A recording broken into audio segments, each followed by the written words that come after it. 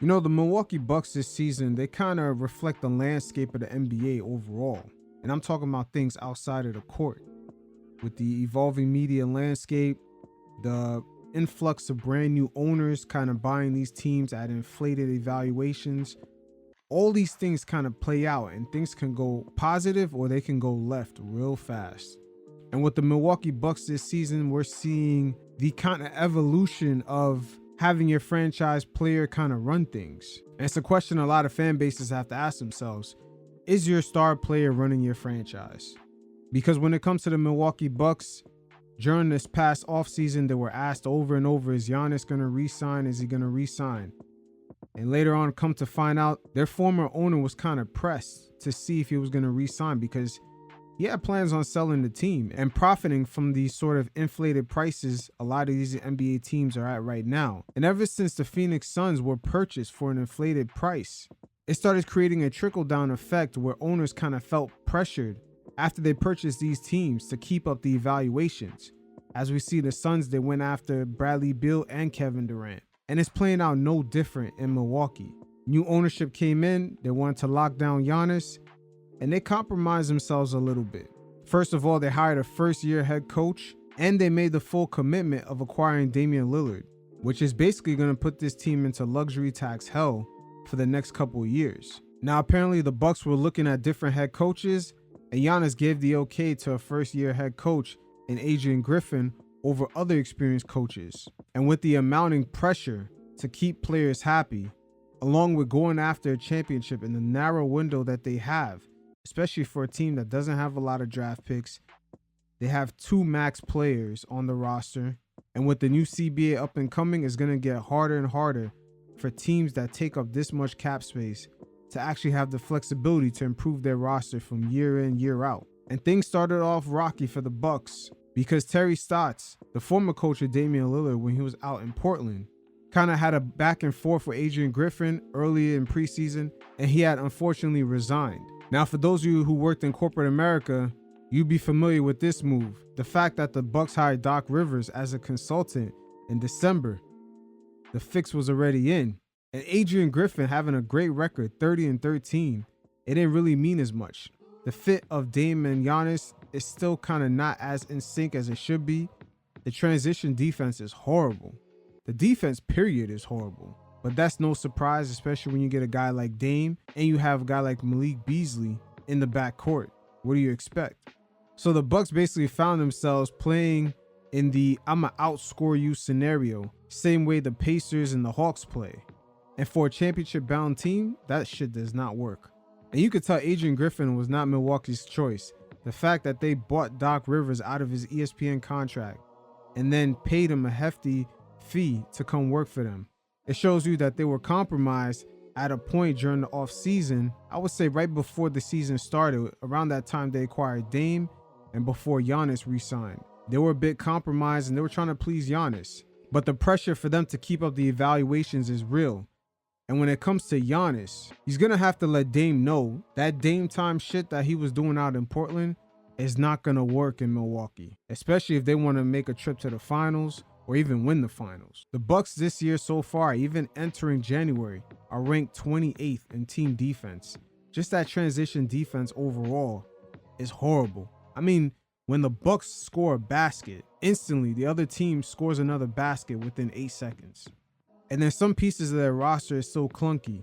Beasley and Middleton do not get any offensive boards. And best believe that does reflect on the defensive end too. They don't rebound. Middleton throughout the years has shown aging, and of course his injuries are catching up to him. But believe it or not, Dame at some point is going to start showing the same thing, minus the injuries hopefully. But sometimes superstars players, they don't realize that when they get into this whole I'ma build my fantasy team bag that they love to get into, getting guys like Dame, Giannis put himself in a position where he's actually doing more work. He has to have game nights where he's shooting 70% and the team is still giving up 100 points, which is very reminiscent to Dame time in Portland. Dame would have these games where he's dropping 45, 50 points, but yet he has to hit a buzzer beater. And you have to ask yourself, why is he doing that? He's doing that because they're not playing defense. The same way the Pacers and the Hawks play this season, That's the way now the Bucks will play, especially having Dame. That's how Dame played in Portland. You can't win a championship like that. And Damian Lillard, this is the first year where a superstar, quote unquote, like him, is actually put into the fire of having the responsibility and having the pressure to actually fucking deliver. This is the first time in his career.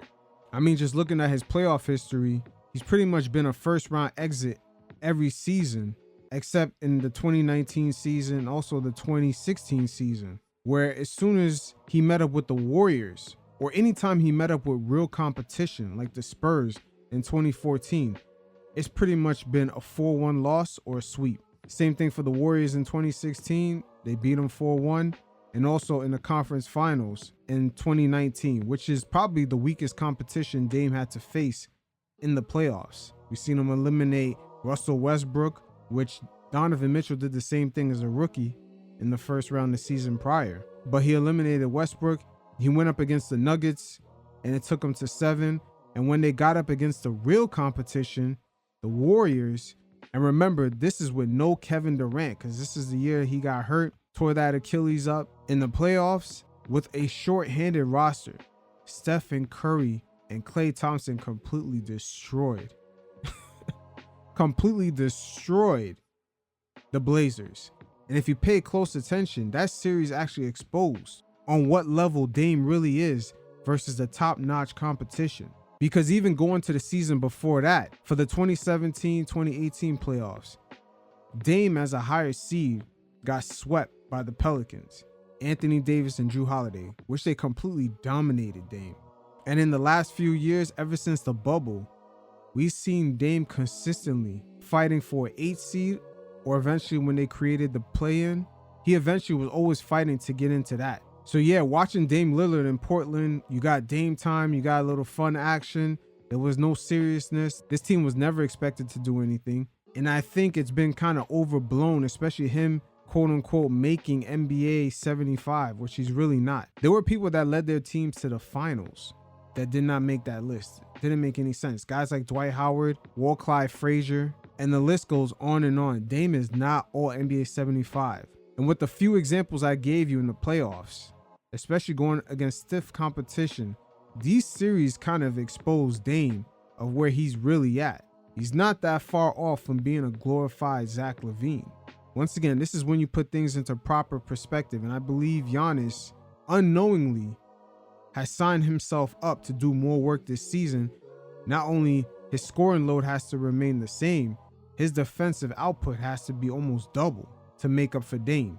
Once again, it gets exposed in their transition defense. The Bucks just give up way too many points, whether they score a basket or not, in transition. That shows you how much they've fallen from grace from last season and the seasons before. The Bucks, especially with Jrue Holiday, man, it's a complete different identity, different characteristics pop out then. But hey, we'll see if Doc Rivers can actually correct course and put his foot up Dame and Malik Beasley's ass to play some defense. But if the Bucks continue to play Atlanta Hawks / Pacer basketball, they can kiss their championship window goodbye. It is what it is. Until next time, you fellas stay safe. Peace.